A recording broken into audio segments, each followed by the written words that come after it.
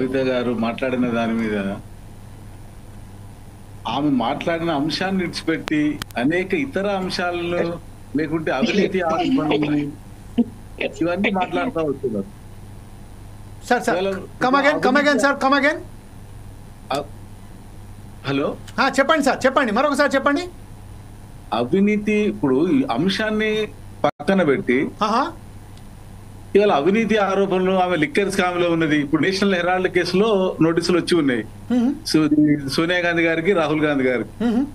ఇవాళ అంత మాత్రం చేత వాళ్ళు నిందితులే చేసిందని అందామా? నిప్పు లేదే పొగరాదు, ఇది లేదే అది లేదు. ఇవాళ రాజకీయ లబ్ధి కోసం మనము ఒక డిబేట్ లో ఉన్నప్పుడు మాట్లాడటం, ఎదుటి వ్యక్తిని ఏడికంటే ఆడికి మాట్లాడటం అనేది సరైనది కాదు. ఇవాళ దేశవ్యాప్తంగా అన్ని పార్టీలల్లో ఏం జరుగుతున్నది? ఇవాళ ఇప్పుడు రేవంత్ రెడ్డి గారు మొదటి నుంచి కాంగ్రెస్ లో ఉన్నాడా? ఆయన ఎట్లా ముఖ్యమంత్రి అయిన వచ్చింది? ఆయన పనితీరు, అక్కడ ఉన్నటువంటి వ్యవహారము, ఆనాడు ఉన్నటువంటి భౌతిక పరిస్థితుల ఆధారంగానే నాయకత్వం అనేది నిర్ణయించబడుతుంది. ఇవాళ కేసీఆర్ ఉండగానే కేసీఆర్ ఎవరు పార్టీ నడుపుతారు, ఎవరు అధ్యక్షులు, అందరూ కేసీఆర్ నాయకత్వాన్ని బలపరుస్తా ఉన్నారు, ఆయన నాయకత్వాన్ని పనిచేస్తా ఉన్నారు. కేటీఆర్ గాని, కవిత గారు కానీ, ఇంకా ఎవరైనా కానీ. ఇంకా చర్చ ఎందుకు? ఆయన ఇస్తే ఈయన అయితే అది పోతే అని ఊహాగానానికి రకరకాల మైండ్ సెట్ అది ప్రజల్ని గందరగోళపరుస్తున్నది రాజకీయ పార్టీలు తప్ప ప్రజలేం గందరగోళం చెందట్లే. వాళ్ళ వెరీ క్లారిటీ ఉన్నది. ఇవాళ ప్రాంతీయ పార్టీలు ఎట్లా నడుస్తాయి అనేది ఈ రాజకీయాలు చూడట్లేదా మనం?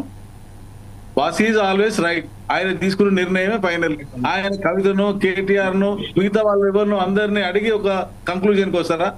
మనకు రాజకీయాలు ఉన్న వాళ్ళందరికీ తెలుసు ఏ రకమైనటువంటి నిర్ణయాన్ని ఏ రకంగా తీసుకుంటారు అనేది. ఇలా బీజేపీలో విలీనం చేస్తారని అంటారు. బీజేపీ బీఆర్ఎస్ ఒకటని కాంగ్రెస్ వాళ్ళు అంటారు, కాంగ్రెస్ బీఆర్ఎస్ ఒకటని బీజేపీ అంటది. నిజానికి మేము వాళ్ళు వీళ్ళు ఒక్కటే అని మాట్లాడినప్పుడు అంటే బలవంతులం మేమన్నట్ట వాళ్ళన్నట్ట, ఎవరు ఎవరికి భయపడుతున్నట్టు. కాబట్టి ఊరికేనే ఒక కన్ఫ్యూజన్ క్రియేట్ చేయడానికి, ఇష్యూస్ ని డైవర్ట్ చేయడానికి మనం మాట్లాడుకోవడం వల్ల ఏం ప్రయోజనం ఉన్నది? ఇదంతా కూడా ఒక అసంతృప్తి కనుక ఉంటే ఉన్నదేమో, దాన్ని మనం ఏం చెప్పలేము. కానీ అది పర్టికులర్ గా ఇక్కడ బయటికి రాకపోయినా మనం మాట్లాడుతా ఉన్నాం. ఇది కొంత ఆక్షేపణీయం. రామ్మూర్తి గారు, నిన్నటి వరకు ఏదైతే ఉన్నదో రహస్యంగానే ఉన్నది.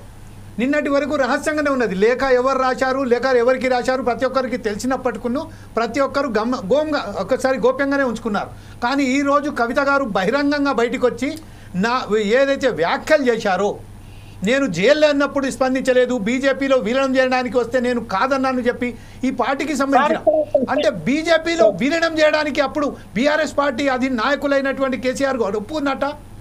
ఈ విషయంపై ఒక స్పష్టతగా ఈరోజు ఇంకోటి ఏంటంటే మధ్యవర్తి చేయడానికి అనేక ప్రయత్నాలు కూడా జరుగుతున్నాయి. కేటీఆర్ గారు పోయి కేసీఆర్ గారిని కలిశారు, కేసీఆర్ గారు మధ్యవర్తులను కవిత గారి దగ్గరికి పంపించారు అనేది అందరికీ తెలిసి వచ్చిన విషయమే. ఈ విషయంపై కవిత గారు ఏదైతే తీసుకుంటానో ఈ నిర్ణయం పట్ల ఒకసారి వెలివేస్తే అయిపోతుంది కదా. ఏదో ఒకటి వెలివేస్తే ఆమె ఏం చెప్తున్నదంటే వెలివేయాలే అని చూస్తుంది కదా. ఈ విషయంలో ఒకసారి కఠినమైన ఒక నిర్ణయాలు కేసీఆర్ అధ్యక్షులుగా కేసీఆర్ గారు ఒక నిర్ణయం, ఒక పర్మనెంట్ ఒక నిర్ణయం తీసుకుంటే బాగుంటుంది. ఈ గందరగోళం సృష్టించే బదులు కరాఖండిగా ఒకే విషయం మాట్లాడితే అయిపోద్దిగా. ఇవన్నీ బయట జరుగుతున్నాయి. బయట జరుగుతున్న ఆమె జైల్లో ఉన్నప్పుడు మాట్లాడలేదు అనేది, జైల్లో ఉన్నప్పుడు పార్టీ ఎంతవరకు నిలబడ్డది అనేది మనం అందరం చూసుకుంటూనే ఉన్నాం కదా. ఏ మేరకు నిలబడి కొట్లాడింది అనేది. దాంట్లో నిజంగానే కేసీఆర్ కనుక బీజేపీ టైం అయ్యేటైతే ఎలక్షన్ ముందే అయ్యేటోడు.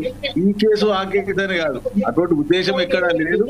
ఇవాళ కొట్లాడి నిలబడి ఇవాళ బీజేపీ కంటే కూడా మేము ఇవాళ బీజేపీ ప్రధానంగా మాట్లాడేటువంటి హిందుత్వం ఏదైతున్నదో హిందూ ఇవ్వడానికి కూడా ఆయన చాలా చేయడం జరిగింది. అట్లా బీజేపీతో ఫైటింగ్ లో ఉండడు, కాంగ్రెస్ తో ఫైటింగ్ లో ఉండి ఈ రాష్ట్రంలో అధికారం కోసం 1.5% ఓటు తగ్గడం వల్ల ఇవాళ ఓటు విభజన. అంత మాత్రం చేత ఇవాళ మేము పార్టీనే లేనట్టు, పార్టీని మునిగిపోతాను అలా పోయి కలుపుతాను అని పుట్టి భ్రమలు ఇవన్నీ వాళ్ళని అట్లా భ్రమిస్తే రేపు రాబోయే కాలంలో ప్రజల పక్షాన నిలబడి అనేక అంశాల మీద కొట్లాడుతున్నాం. ఇవాళ నిలబడేది బీఆర్ఎస్ పార్టీ మాత్రమే. రైట్, ఇదే విషయంపై ఒకసారి మనం జితేందర్ గారి దగ్గరికి వెళ్దాం. జితేందర్ గారు ప్రాక్టికల్గా ఏదైతే మన రామ్మూర్తి గారు చెప్తున్నారో అది అంతర్గత వ్యవహారం, ఒకసారి బయటకు వచ్చింది. ఎంతవరకు పార్టీ స్పందించిందో అందరికీ తెలుసు. కానీ ఒక విషయం మాత్రం చాలా ఖచ్చితంగా ప్రజలలో మాత్రం ఈ విషయం ఉన్నది.